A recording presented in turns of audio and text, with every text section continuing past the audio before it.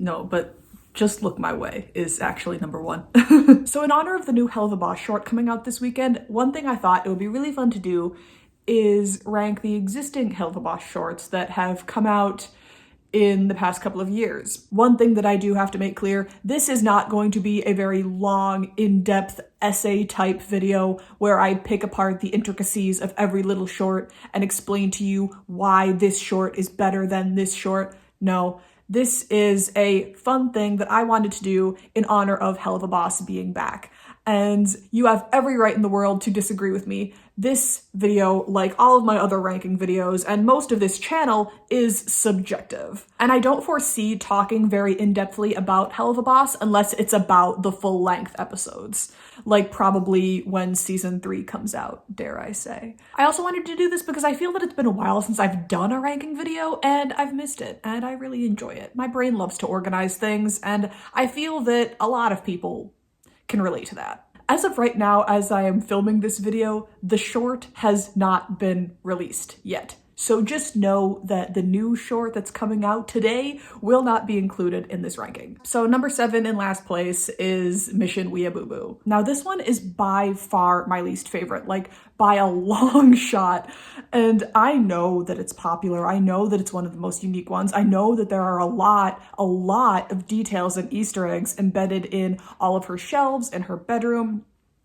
I just don't like the character. Once again, this is not from worst to best, it's from least favorite to favorite, and I think that the humor of this short is not for everyone. It is funny, but it is also extremely cringy, and I know that that's the point, but I'm just saying, it does its job very, very well. The fact that Ember Lynn is based on real people in the Helliverse fandom is quite telling, and the fact that they parodied that, and the fact that they parodied just that general crazier, more extreme side of fandom culture. The person who wants her dead notably wants that because they don't ship the same thing. That's really that yucky part of fandom culture that I make point to stay away from and protect myself from, and I encourage you to do the same. The question is, would I put it past Ember Lynn to do the same? To want to off someone who doesn't ship the same thing that she does?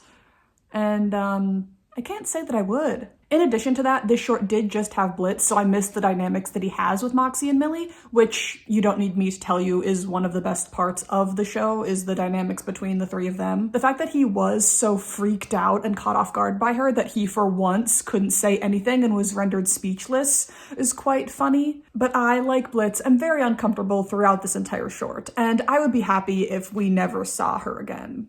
Sorry. And with respect to all of those Easter eggs on her bookshelves, can we talk about that dreadful knockoff Charlie Morningstar doll that she has? Ugh. Number 6 is Hell's Bells. I want to start this off by saying that it is a huge step up from weeaboo-boo. I love the deepening of Millie and Sally Mae's relationship and sisterhood, and it is very, very, very sweet. Playing a VR game with real chainsaws is so dangerous and so on brand for the two of them. I love it.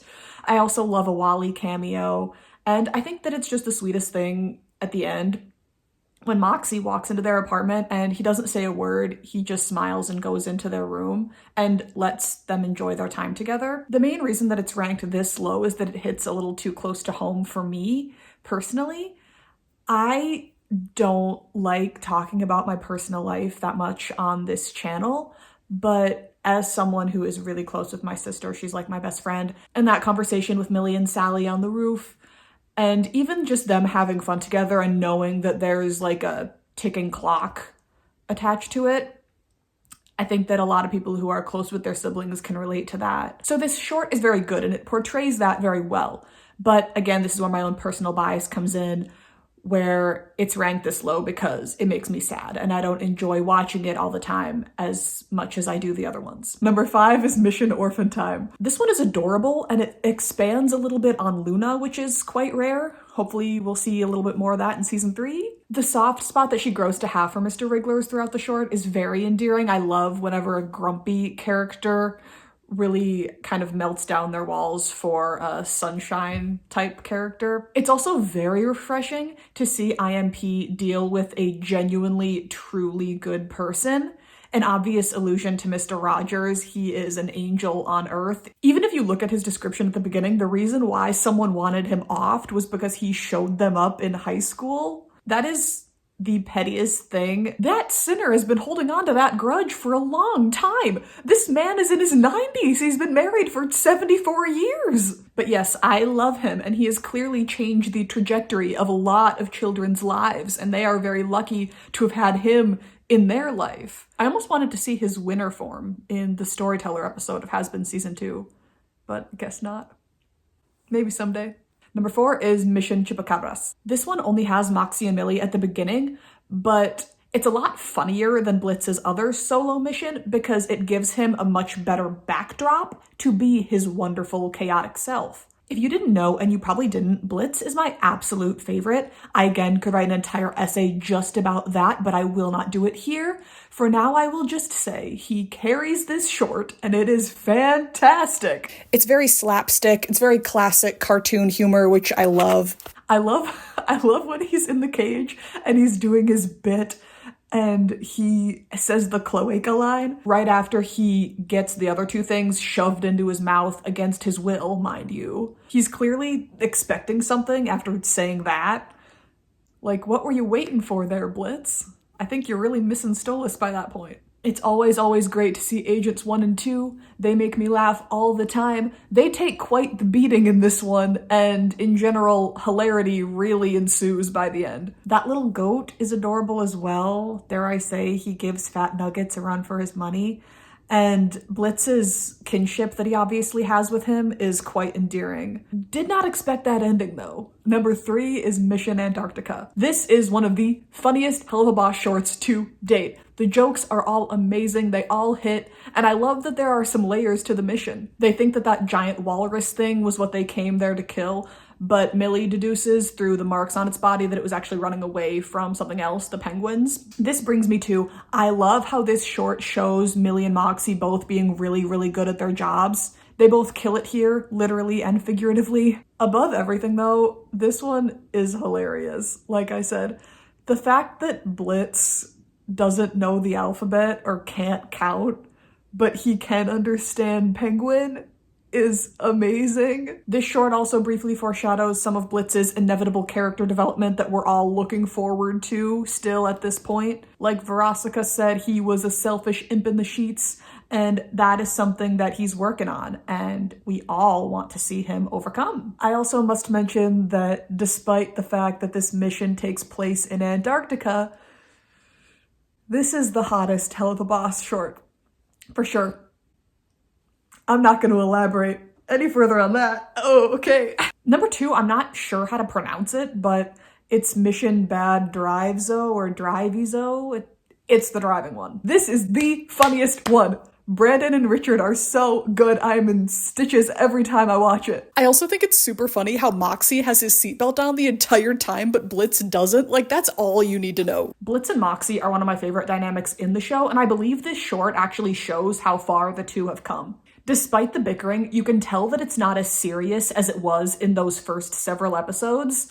And I love that they're laughing together by the end. Again, comedy is subjective, but the jokes in this one I think are on another level. I think that it is a laugh a second, basically. Another reason why this one works so well is because it's effectively funny because it's true. I feel that we've all been adjacent to a situation like this, and I say adjacent because hopefully it's not that extreme, but we've likely all been cut off or tailgated or something to that effect, and it makes you mad. At least it makes me mad. And it's funny to see Blitz in particular get so worked up over something that gets a lot of people worked up and that a lot of people have to deal with every day. And when I tell you the way my jaw dropped the first time I watched this one, when you find out why the guy is in such a hurry, and then Blitz was right. Moxie's expression after he hears that gets me every time. And I also love how he is like cocks his gun and he shoots him in the head without even looking.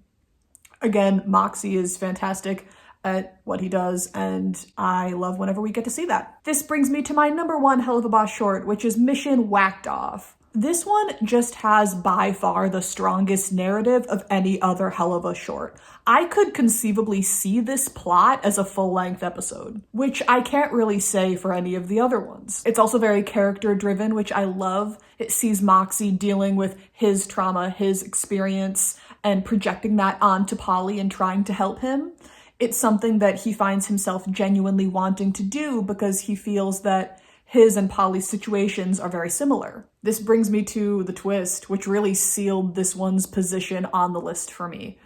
The way that the audience thinks that it's going one way, but that it ends up going in an entirely different direction. As far as characters' deaths go in either of these shows, Polly deserved exactly what he got.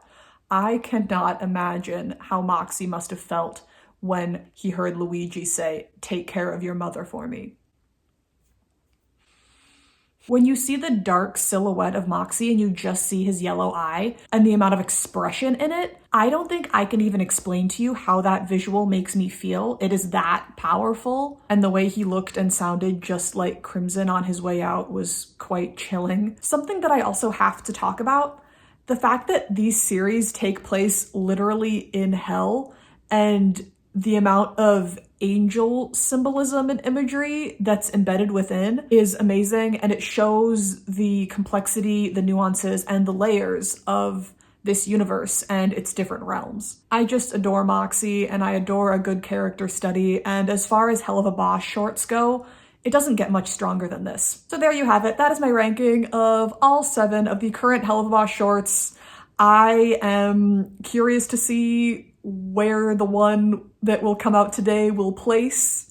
I have no idea, genuinely. But a question that I want to ask you today is, what is your favorite Helluva Boss short? You could rank all of them like I did, or you could tell me your top 3, or you could just tell me your favorite one and your least favorite one. Anything that you feel like doing. You could also tell me your favorite character from Helluva Boss, your favorite episode of Helluva Boss, your favorite full-length episode. Just talk to me about Helluva Boss. This is also exciting because I know by the time I edit and upload this, the short will have already been out. So you could also comment below what you think of the new short and include that in your ranking of the other Helluva Boss shorts, like I was not able to. You can even include Just Look My Way. And thank you ever so much for watching, especially if you made it this far. If you like this video, please do not forget to like it and subscribe to my channel and turn on the notification bell. Thank you so much for watching again, and have an absolutely heavenly day. Bye!